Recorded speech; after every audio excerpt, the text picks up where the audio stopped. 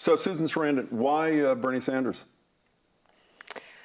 I just am so excited because I don't know when was the last time, if there ever was a time, when the status quo was actually being challenged and when you had a candidate who was clean, who hadn't accepted money from big super PACs or Big Farm or Wall Street or Monsanto, or fracking, all of these things. So to be able to get behind this guy and use your imagination, be encouraged to imagine a shift in the system instead of having, all the power at the top and bringing it back to the people. And I'm going around the United States and I'm seeing that everyone that he talks to is just ready to take that responsibility, ready to get out of this bad relationship that we've been in where, where we've been told that we aren't worth free education or a decent living minimum wage or health care, that these are things that we can only get a little bit of. And somebody who's really saying, no, things can be better. If we imagine them, we can make it happen. And it's just a shift in perspective. It's a shift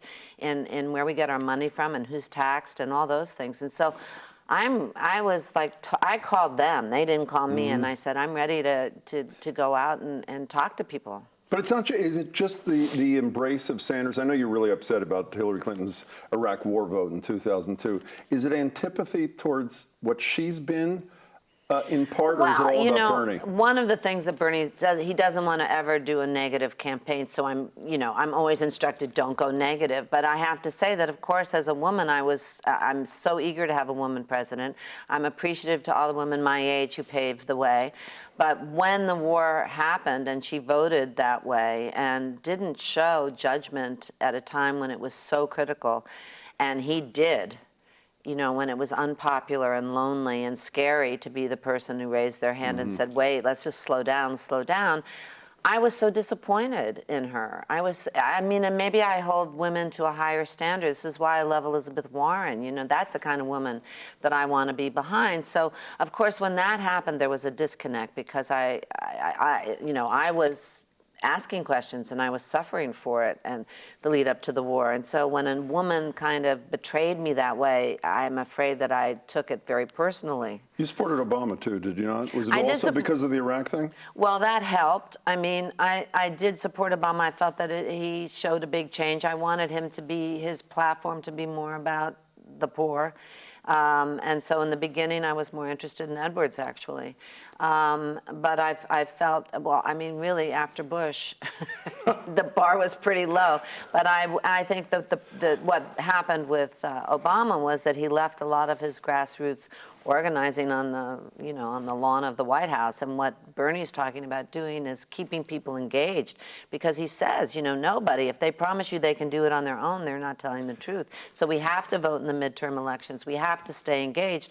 But I think people are ready. I think they want to be the machine. They don't want to be ruled by the machine. They're ready to be the machine. Even though you're the outlier, are you surprised by this age divide amongst women in this country? A stunning divide. Young women overwhelmingly for Sanders, older women overwhelmingly for Clinton. I don't know if they're overwhelmingly the older gals. I've seen, it's pretty dramatic.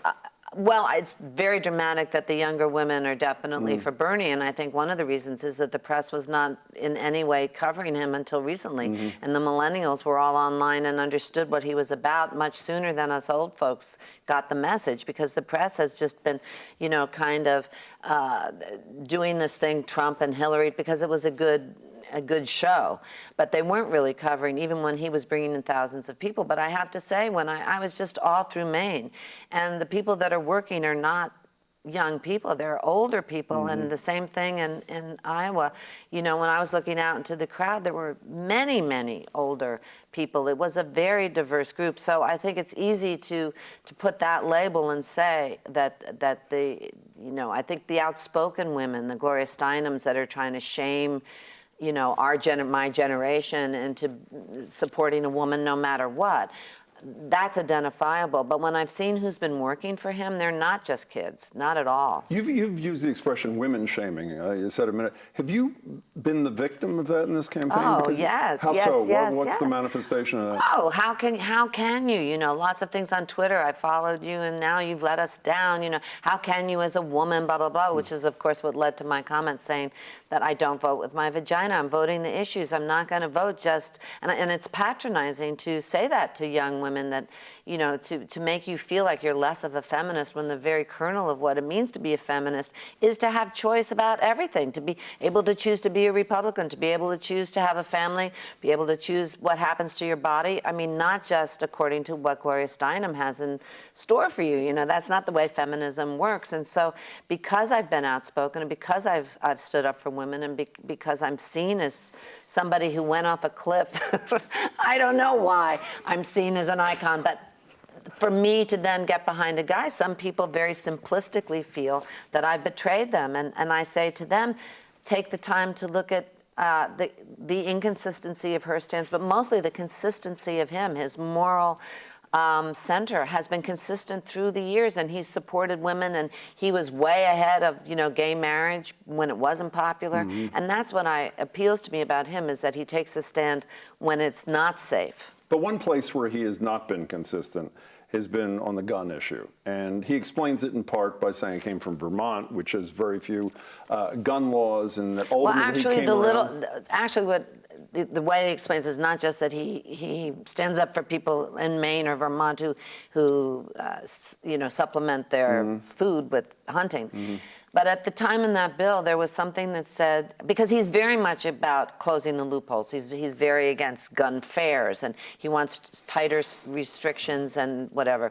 But what happened in that bill, there was an amendment that said that if you owned a store and someone came, a gun store, a mom and pop store, and someone came to you and had gone through all the legal loop things that you have to go through, and bought a gun and then went out and used it in a crime to kill people, that store owner was held responsible.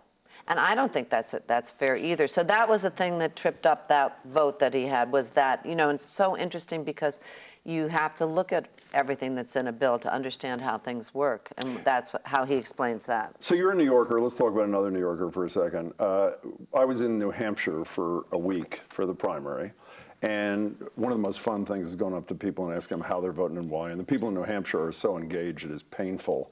I can't tell you how many people say, well, I haven't decided yet. I'm deciding between Trump and Sanders, Sanders and Trump. Have you encountered that at all?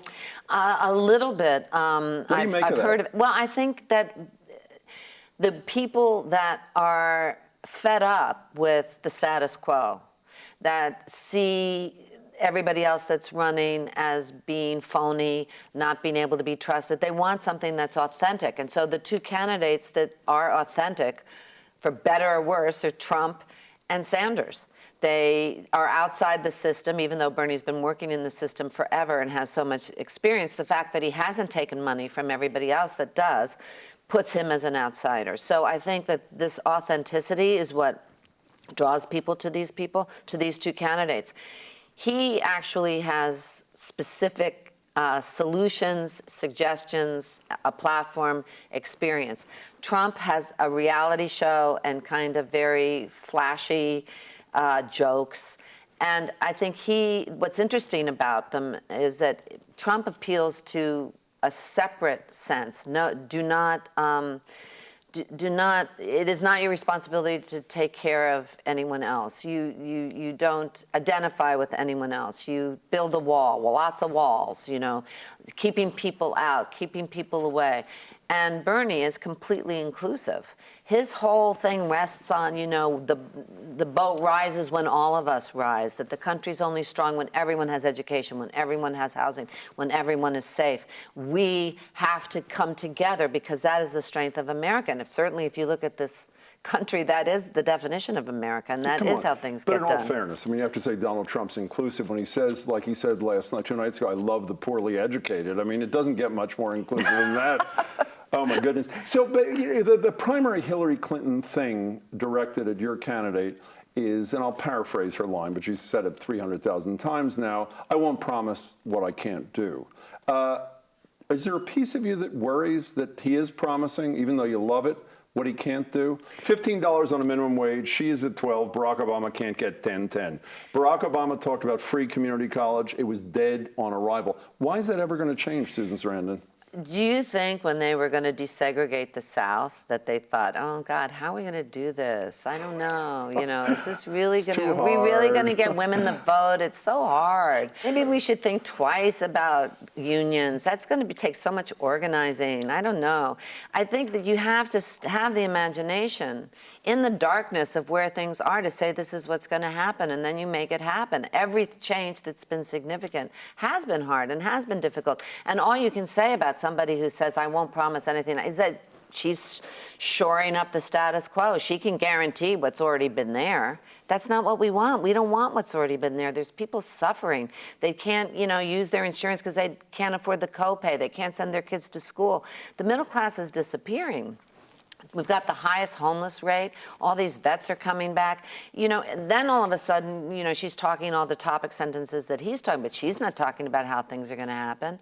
He has plans, but what it means is changing things. It means changing loopholes that Wall Street has. It means bringing money from overseas. It means getting rid of the waste in the military. It means rethinking, and it means all of us voting in the midterm elections. We can't just let it go.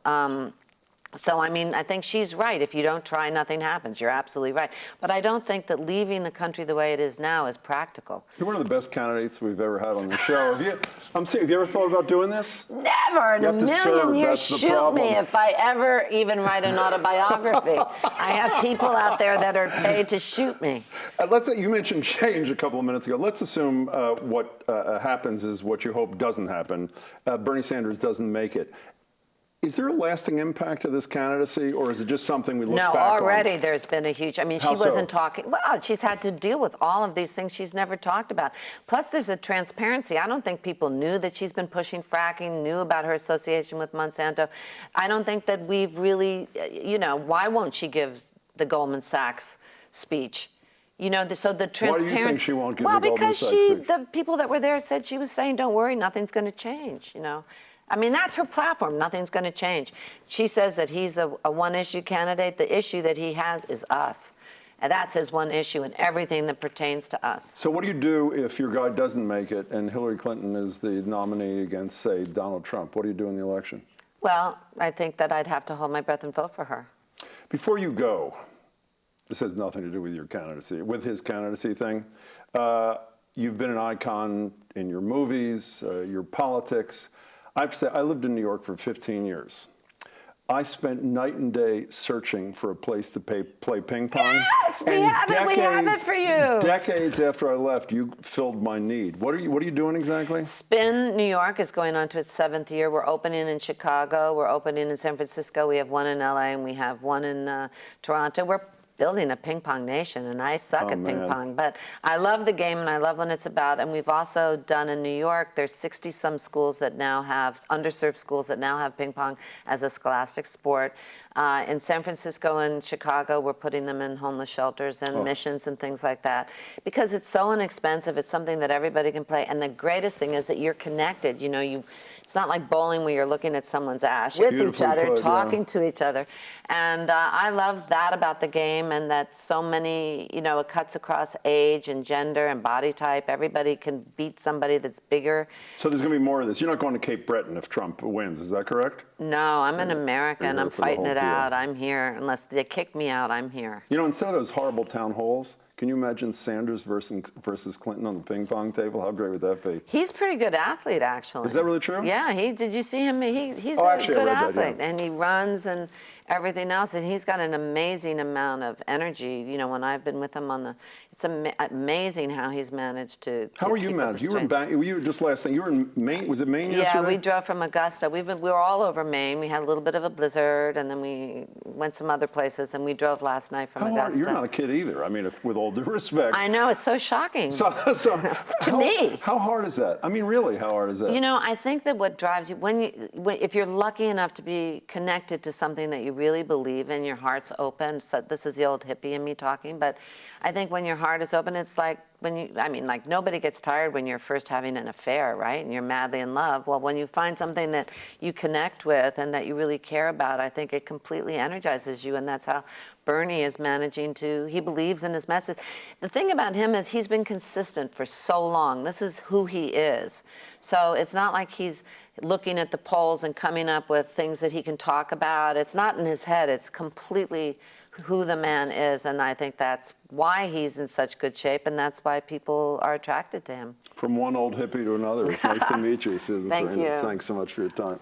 You're welcome. Thanks for having me.